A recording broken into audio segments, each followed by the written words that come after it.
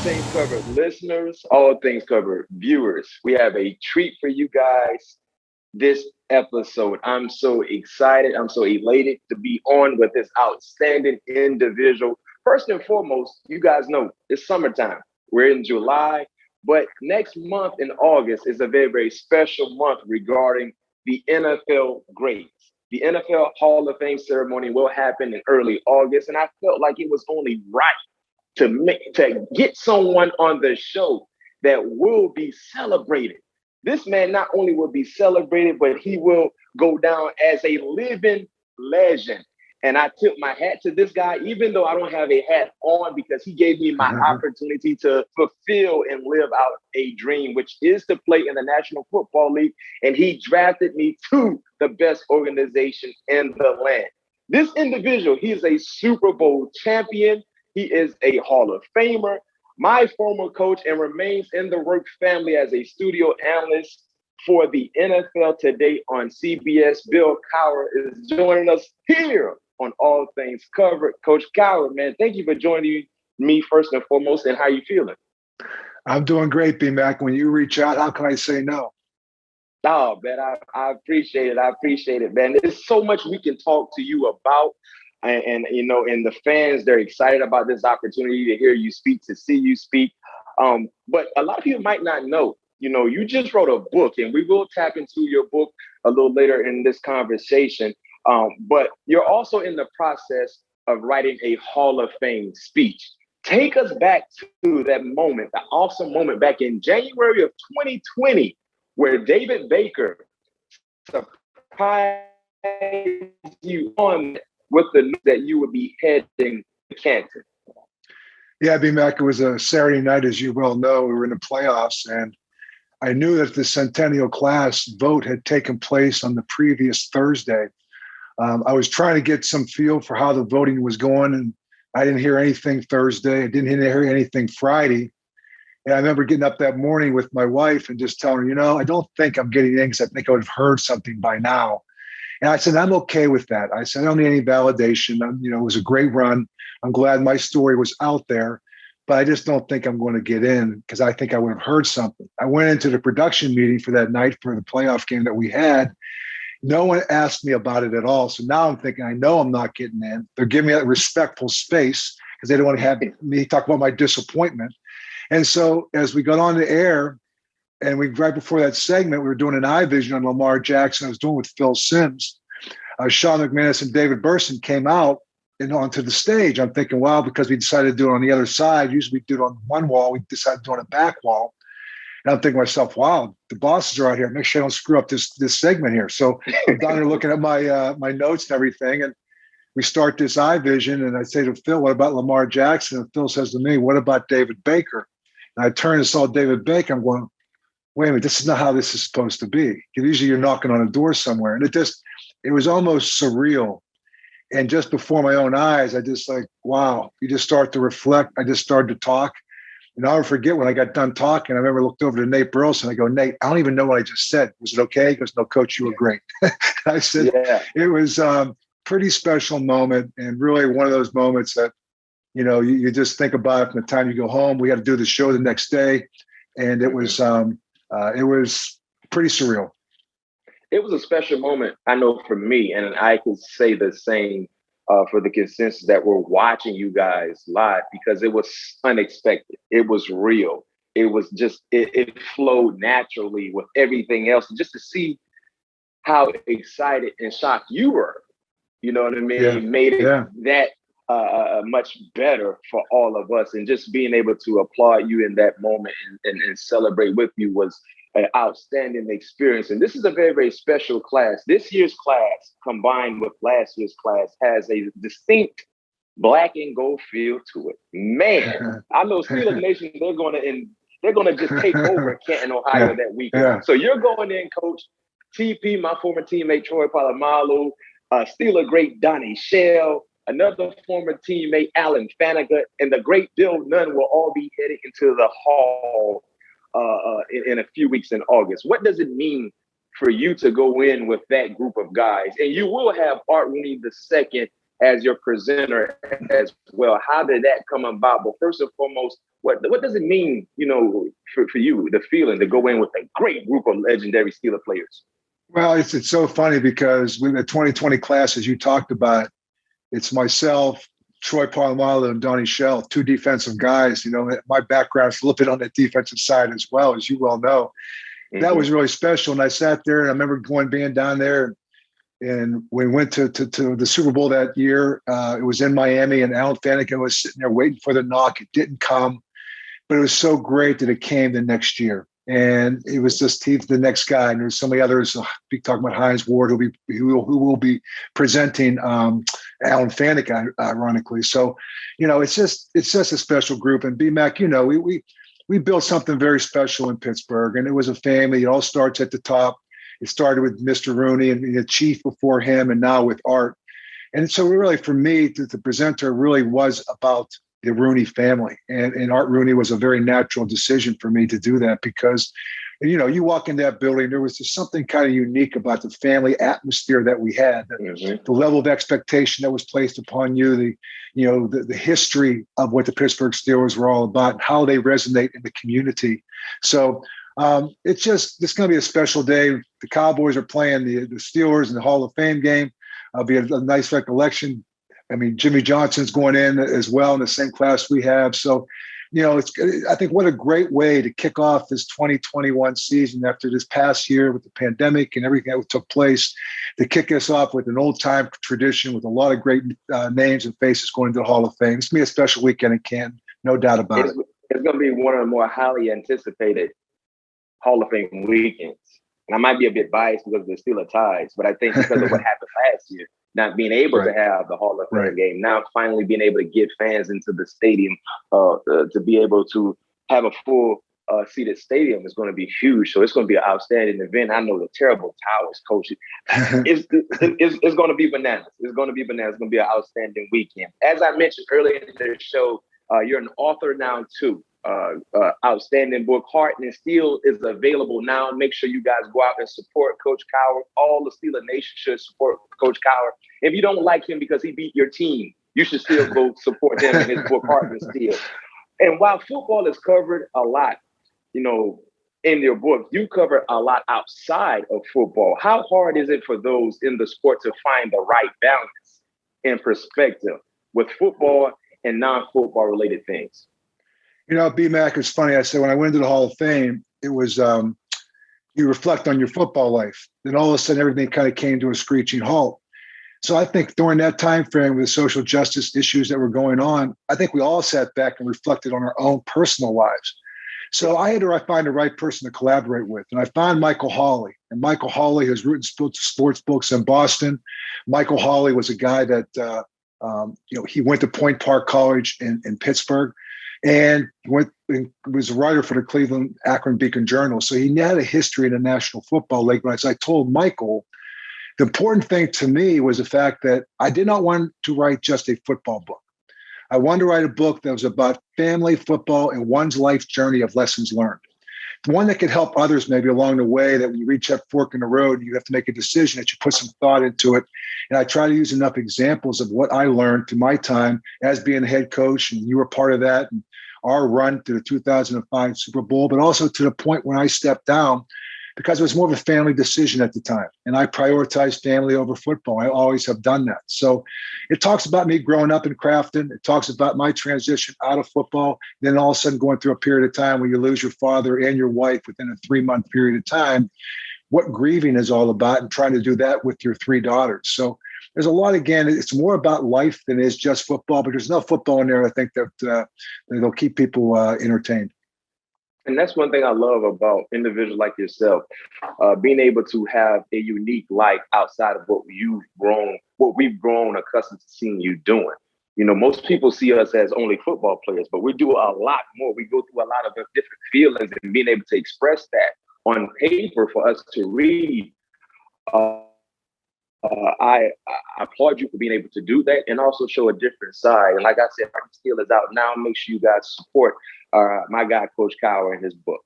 So a few months ago during the season, we had Mike Tomlin on the show. And we asked him a similar question about an opportunity he had with the Miami Dolphins before taking over with the Pittsburgh Steelers. You came very, very close to becoming the head coach for the Cincinnati Bengals in 1991. How do you think things may have been different for you if you signed with Cincinnati, and how close were you to actually signing to be the head coach with the Bengals?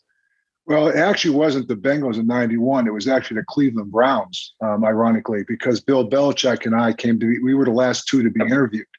And I coached in Cleveland years before with Marty Schottenheimer. So Art Modell knew me. So there was a little bit of a familiarity. I had my two girls, my oldest girls were born in Cleveland. So I had some Cleveland roots. And ironically enough, Bill Belichick and I, as you read in the book, we were friends. We collaborated a lot, particularly when I was a defensive coordinator in Kansas City. He was defensive coordinator with the Giants. I had an opportunity to go there. I didn't. I stayed with Marty. And then when he became the head coach of the Browns, and I went to the Steelers a year later, we went from friends to adversaries very quickly.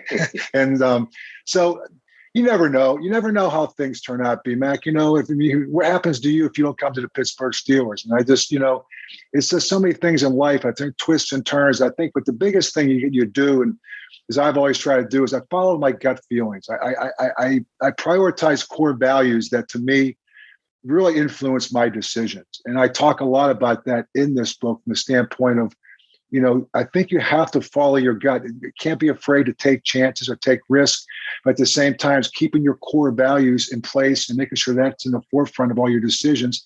It'll take you down a path, and who knows where the journey will take you. But if you're doing it, it's something you can embrace along the way and feel good about and don't have any regrets in hindsight.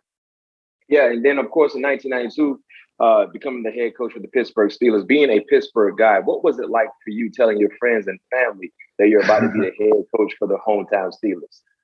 Well, I tell this story a lot of times. I said when I first got the job, I was 34 years old. And I remember going back to Mr. Rooney offered me the job. I said, yes, I'll be. Thank you. And I went back to Kansas City. My wife and I did. And we're laying in bed that night, getting ready. Okay, now I'm going to pack up probably next week and go. I kept thinking, wow, if I don't screw this up in 3 years and go back to my 20th high school class reunion as a head coach of my hometown team. So my first goal was not to get fired the first 3 years. And so it was just unique, and it was really great. My parents were there. They were able to see their kids. We always knew that coaching is not the most stable job that you have around the National Football League, but we were lucky enough to be able to be there for 15 years, lived in the same house, and my parents were able to watch their grandkids grow. And so that was very, very special from that perspective. And speaking of your goal of not getting fired in 3 years, I mean, you exceeded that goal. I mean, your first 6 seasons, Coach, you made it to the playoffs 6 straight times. Extremely consistent. Did you surprise yourself with the level of success that you had and how quickly it happened? Or were those your expectations?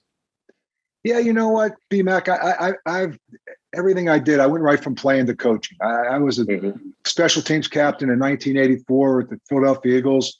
My 5th year in, Marty Schottenheimer calls me and says, "Do you want to get into coaching?" I always knew I wanted to get into coaching. I decided to go back at 28 years old. I'm coaching defensive backs, Hanford Dixon, Frank Minifield. They're the same age as I am. And so I never really thought about, to me, it was just about respect. It was about competing. It's like finding ways to win and dealing with what you knew. I played. I understand the pressures that went with players. And I learned a lot of things along the way, how to deal with players. And it's almost like being a teacher. You have to know when to pat a guy in the back, and you have to know the guys you may need to prod a little bit. So, just being in the atmosphere that we had, I wanted you guys to be comfortable. I wanted you to be confident, almost on the borderline of being cocky. But at the same time, if I felt you disrespected the game, disrespected an opponent, or even your teammate, my job was to pull you back. But I wanted you guys to have an edge. I wanted you to walk along that line because that's how I played. And that's why I was so emotional. You played for me. I got mad. When I was happy, I was patting you on the back too. So it was a game of emotion, a game of passion. And I want everybody around me to have that same feel. Oh, and it's funny that you mentioned that, because I remember when I first got to Pittsburgh, it felt like everybody that was in our uniform, they were a split image of you as the head coach. An edgy guy that was a no-nonsense guy, a guy that was a hard worker, a guy you didn't have to force to work. And when I got there, I'm like, yo, I'm fine. I'm around grown men that attack the game in a grown man way. And it was the domino effect. And I tell people this all the time. There's no surprise we had so much success because we had quality people in place at the top. And their image, the way they approach the game, the same way the players approach the game as well. Players are a split image of the head coach.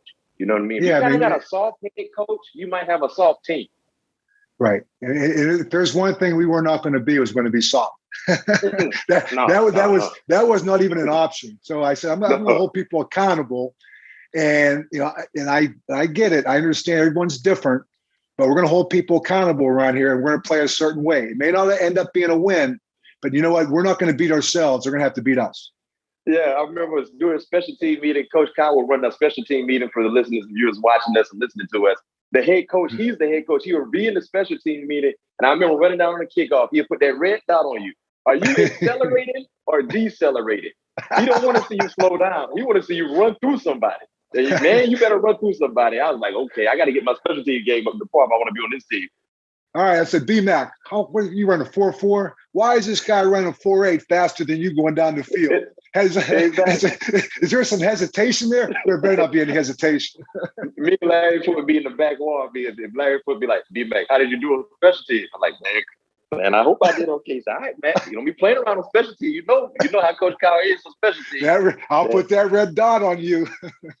Yes, sir. Yes, sir. And I had, during the Super Bowl, I had Jerome Bettis on the show.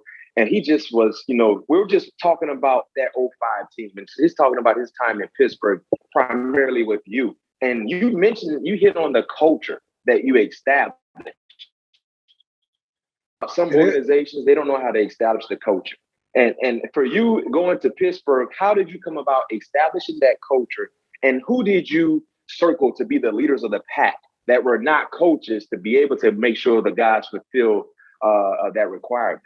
And honestly, BMac, that's an ever-evolving situation. Like we didn't get Jerome till 96. And the first few years, you had guys like Greg Lloyd and Rod Woodson. And, you identify very quickly who the guys are that have the impact and they're the influencers in the locker room. Because I've been in that locker room before, and you can kind of know that there's a certain group of guys that are that way. And then you think about the history of the Pittsburgh Steelers and the 4 Super Bowls. And even though when we got there, were not having a lot of great success, there was a great foundation, a great history there.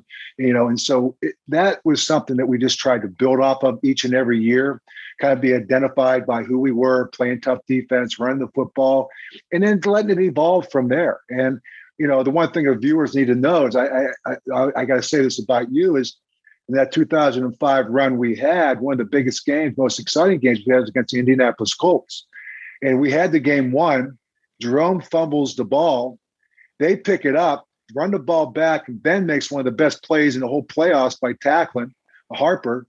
And all of a sudden, now Peyton Manning's got another chance. You make a big, big play in the end zone, I believe, against Marvin Harrison, and knock the ball down. Who was it? Reggie was Reggie Wayne? Reggie Wayne. Yep. It was Reggie Wayne. Okay, so I wasn't sure which. It was Reggie Wayne, but you made a play in the end zone. I will always remember that. One of the biggest plays, which then I think was third down, which forced them then to kick the ball on fourth down, which they missed the field goal. So there was a play before, which I just think that was you, Bryant McFadden, making a play in the end zone, an integral part of that run. If you don't make that play, that game stops right there. And so that run stops right there. So it's little things like that. And everyone who has a role in it, you guys never panicked. And so, it was that kind of thing that I just enjoyed my years. I had 3 daughters at home, but I also looked at it like I had 53 boys at work. And you guys are like a family to me. And like I said, we held people accountable. We pushed you and made you uncomfortable at times, but only to get the very best out of you. Kind of the same thing a parent does to his own kid. No doubt. And talking about, that team and talking about Big Ben, but in the 04 draft, is when you drafted Big Ben in the first round. And obviously, when you draft a quarterback in the first round, you have high hopes for that said quarterback. But what were your realistic expectations for Big Ben out of a mid-major school, picking him, I think, 11th overall? Yeah, we got Ben and he was there and we picked him up. I thought this is a perfect situation.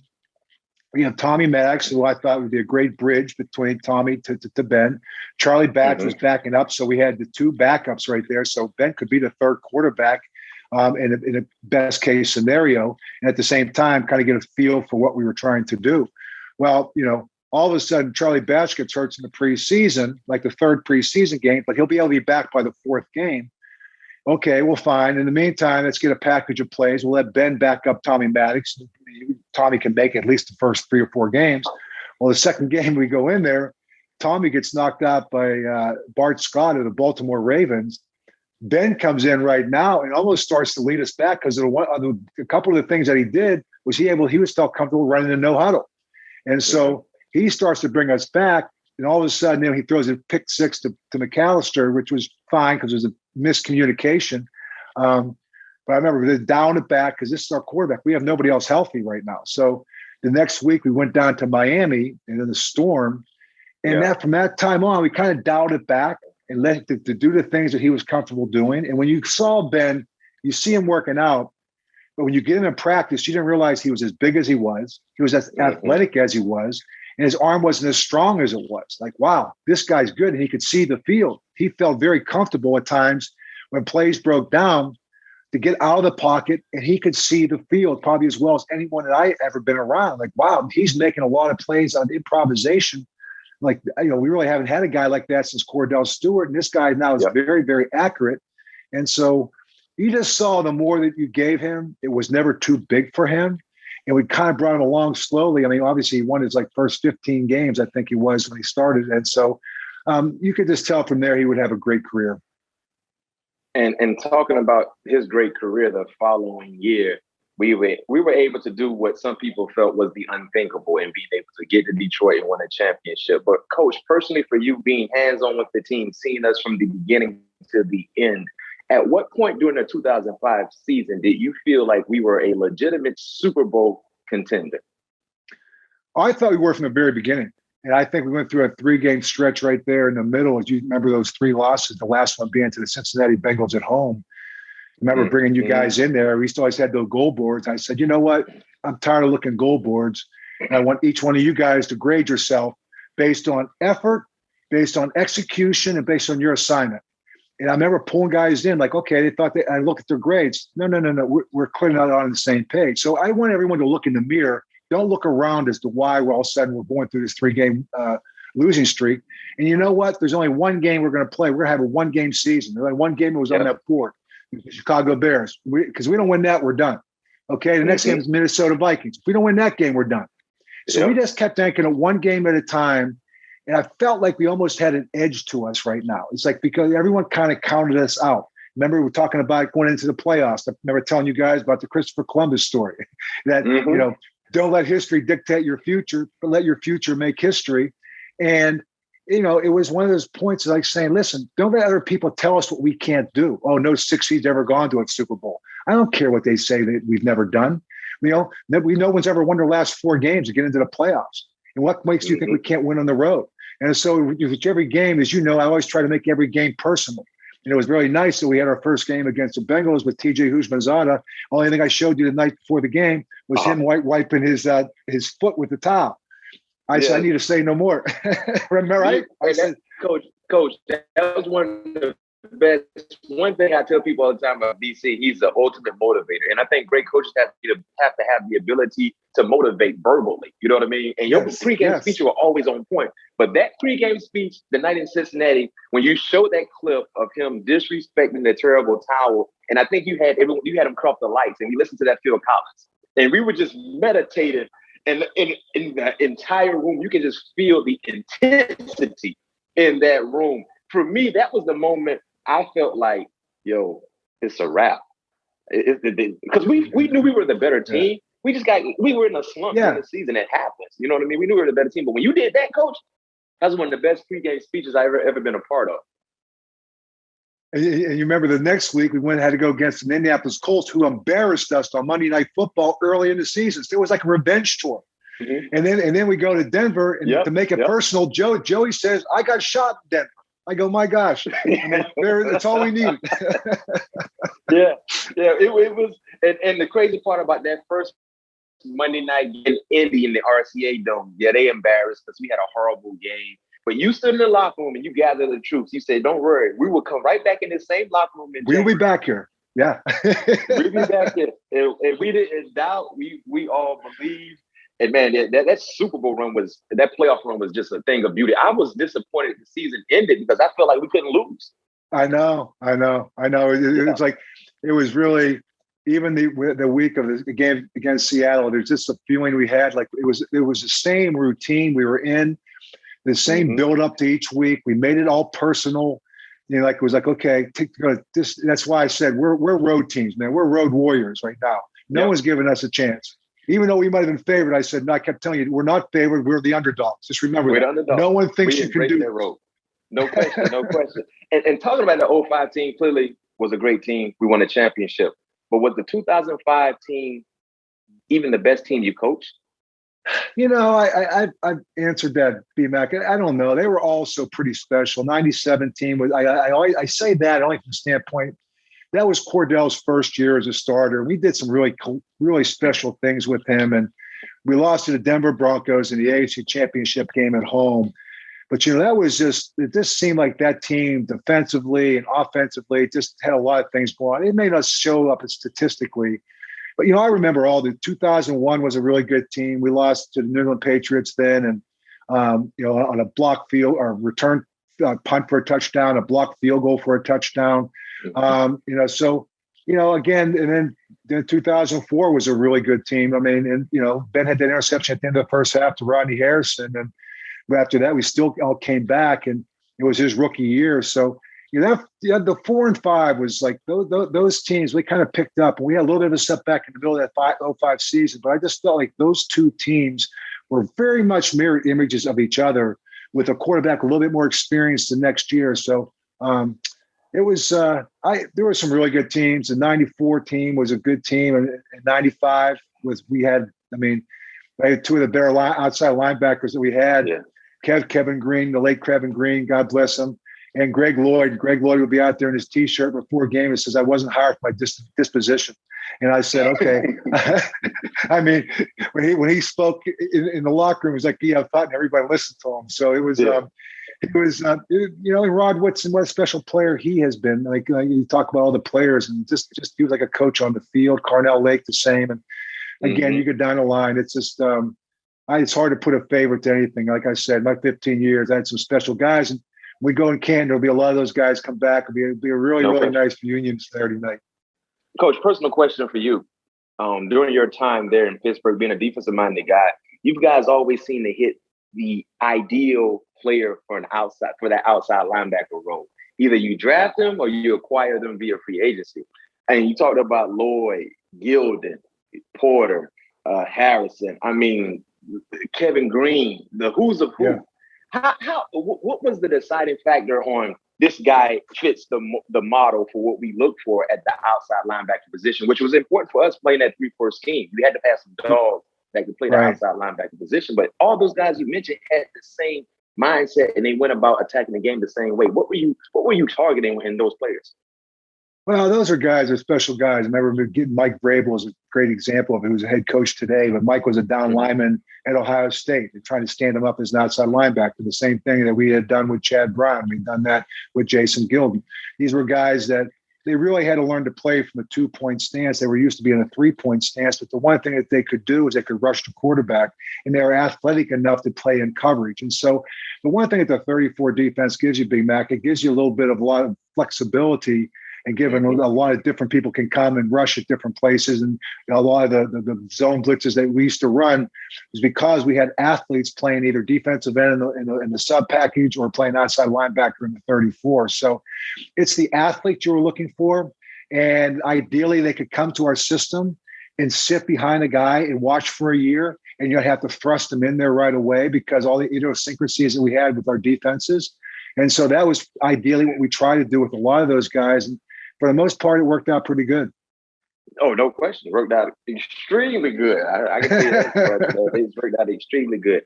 So, Coach, you've been in broadcasting nearly as long as you were a head coach. And your name in past tense has popped up in coaching rumors. You know what I mean? That coaching life. Yeah. Coach John Gruden made the return back to the sidelines nearly after a decade of being in the booth.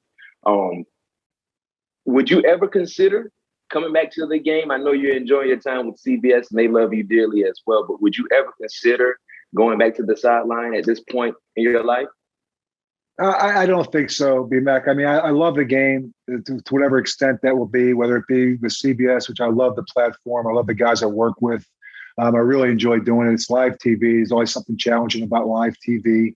And so I really enjoy that part of it. But I had so much respect for the game. But to go back to it, I think the one thing that I realized when I did step down, as I said before, I stepped down for family, is you have to be all in. And when the game is today and the offseason that's there, if you want to be really good at it, you have to really throw your heart and soul into it. It takes a special partner that can understand that. And my wife would certainly be that special partner. But at the same time, I really do like the personal life that I have right now, the ability to have an off season where I can now spend time with my 5 grandchildren, do some traveling that I've always wanted to do. And so I've experienced more balance in my life than I ever did before when I was coaching. And I don't think that's something I'd want to give up.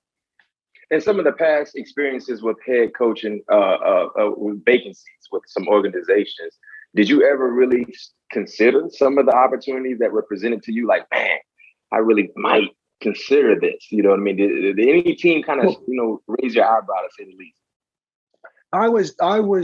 I've had opportunities to come back multiple times, but it never got down to like me even negotiating a contract, because to me, it was about the quality of life that you want.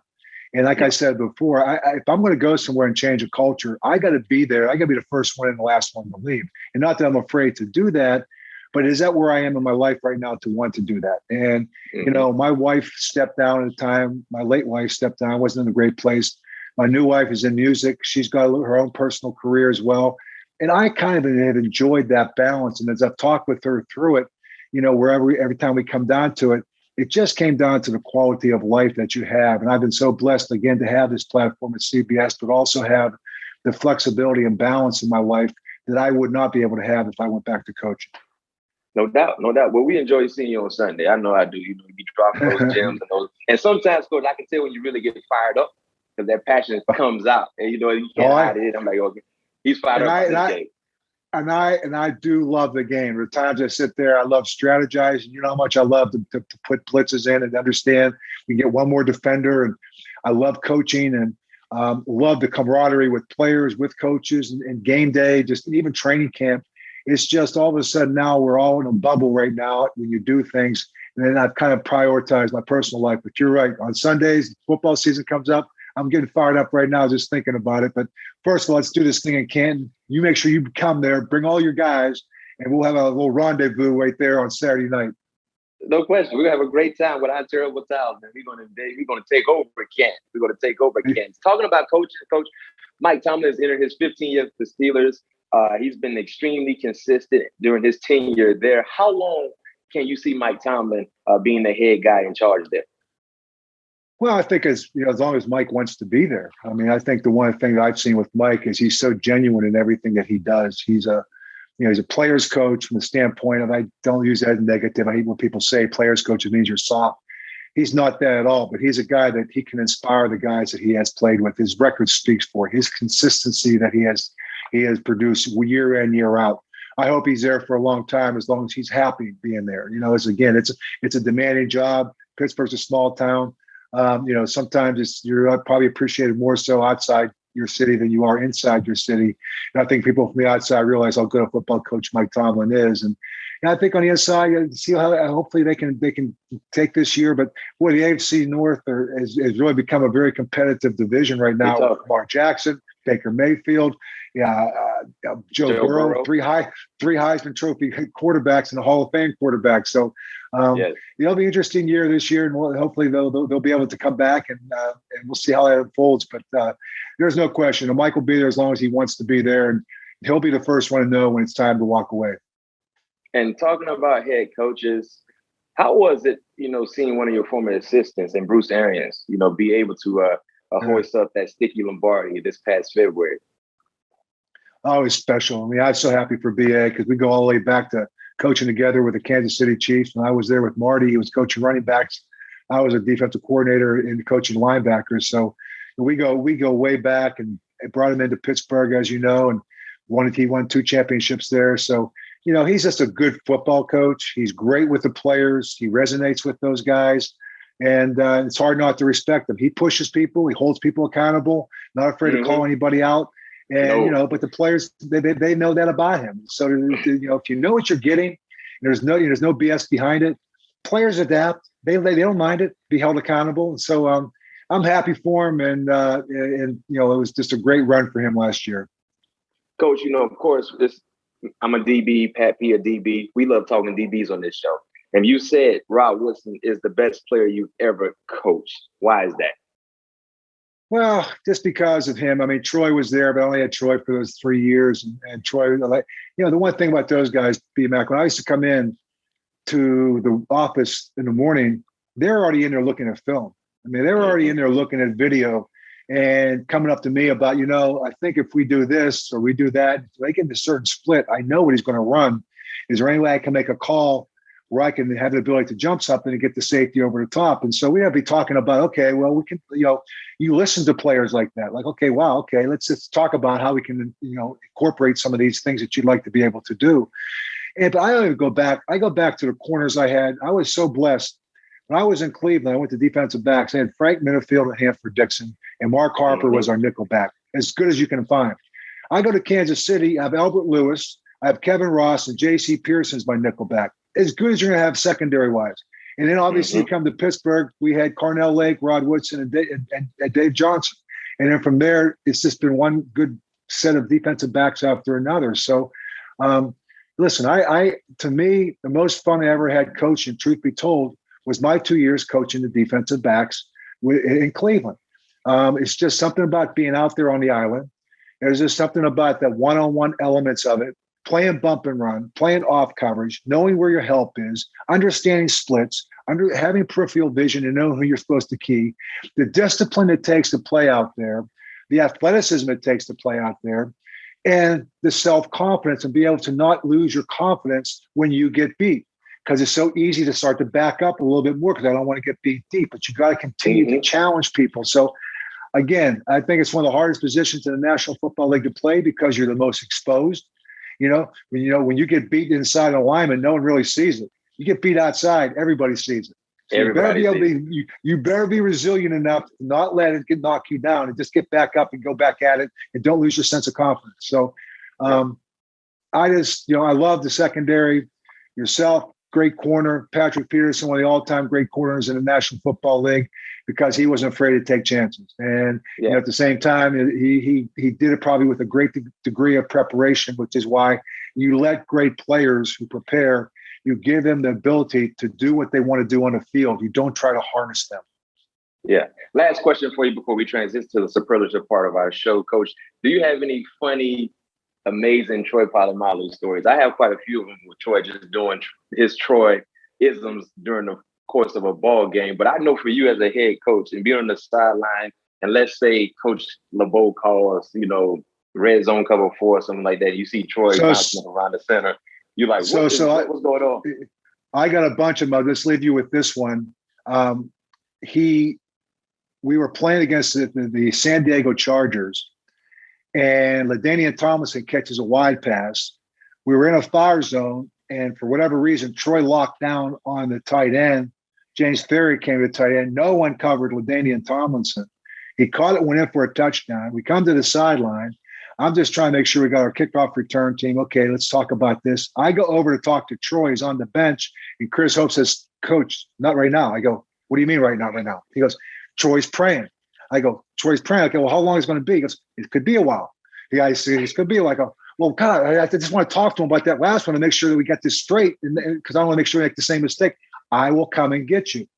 And I said, well, let me know when he's ready, when he's done praying, so I can talk to him. And so we go back, and Troy has said this. And he looked up at Chris. He goes, did Coach leave yet? Did Coach leave yet? So he was afraid. He was just using that. And Chris goes, yeah, he left. I think you're good. So Troy was a special guy. Again, another guy, when he made a mistake, I wanted to talk to him because are we doing too much? Because I didn't want him to start having to be thinking too much. I wanted him just to play. And so those are the kind of things you have. But when you have great players, it's like when you see them, you listen to them, you hear what they have to say, and you adapt and adjust to that to make sure that you put them in positions where they can impact games. And wow, did he impact games?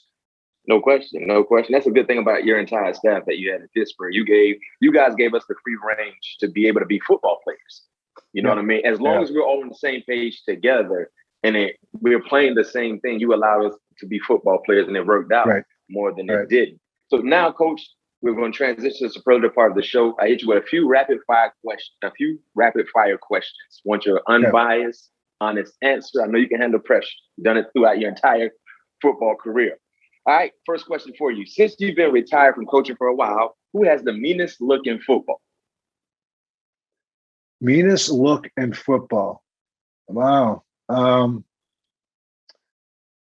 I would say Mike Zimmer looks pretty mad when he gets mean, and so does John Gruden. When I look at coaches, I think it's between Zimmer and Gruden. I'm going to pick one from each side of the ball. Okay, I think I'll take Gruden, but Zimmer, he gets a little red. You can tell he's fired up. And then Gruden has that chin comes out like Chucky. Yeah. All right, next question for you. Biggest lesson you learned from Coach Marty Schottenheimer? Preparation is everything. To leave no stone unturned, and to try to make practices harder than games. So when the games come, that's the easy part. Yeah, I love it. Top 3 toughest guys you've coached in a Steelers uniform. Toughest guys I've coached? In the Steelers I would say uniform. toughest. I would say the most challenging guys I've coached. Okay, that's fair. At times. I would say Barry Foster was one of them. Barry was just such a talented guy. Mm-hmm. I would say,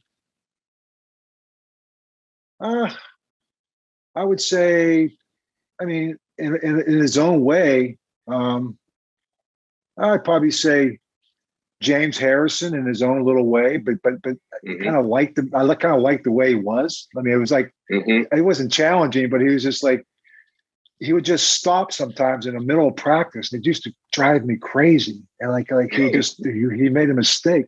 And so, who would be the third one? Maybe Plexico Burris, just because I had so much high expect. I used to challenge him with catching the high ball, deep ball, high pointing things. And he first came in, he's kind of always just it seemed like he was always want to be a minute late or 30 seconds late. So those guys. But you know what? I wouldn't say they're the hardest. Maybe the most challenging. But you know what? That's part of being a coach. It's part of being a parent and trying to get the best out of people. Yeah, no doubt. Last question for you. Most memorable game you coached that wasn't a Super Bowl? I think it's the Indianapolis Colts game. That was a 2005 game. That game, the ebb and flow that took place in that game was unbelievable. And I mean, I can go back to the championship games that we lost. Truthfully, the '94 championship game against the San Diego Chargers, we're 3 yards away, and the 95, we're in the same end zone. Now we're on defense, and Randy Fuller knocks his ball down. If he doesn't knock that ball down, and there's no instant replay anymore, so we don't go to the Super Bowl. So there's a lot of games, but I would say that playoff game, because that was such an instrumental part, and to see Jerome not to have that be his last game that he could have gone out on, and obviously like even the play that you made within that, which and the Vanderjack missing that kick. It was and beating Peyton Manning. Beating Peyton Manning in a playoff game, that's a great accomplishment in itself. I think that Indianapolis Colts team was one of the best teams that Peyton was a part of. Clearly, they didn't win a championship. They were 13-3, number 1 in the AFC, if I'm not mistaken. Hall of Fame, the Hall of Fame on the offense. Yeah, totally. And their defense is pretty good too. Yes. Dwight Freeney, Robert Mathers, Bob Sanders, Brackett. They had some studs. But we owed them one. We owed them that. We got to do it too. Yeah. Hey, but Coach, man, listen, man, outstanding conversation with you. Thank you for joining us here. Patrick Peterson, Bryant McFadden, All Things Covered.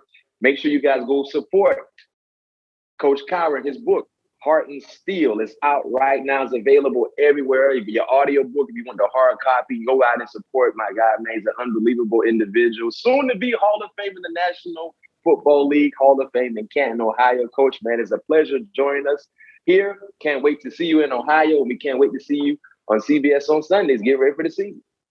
Thanks, BMac. Take care, brother, and I'll see you in Canton. Yes, sir. Thank you.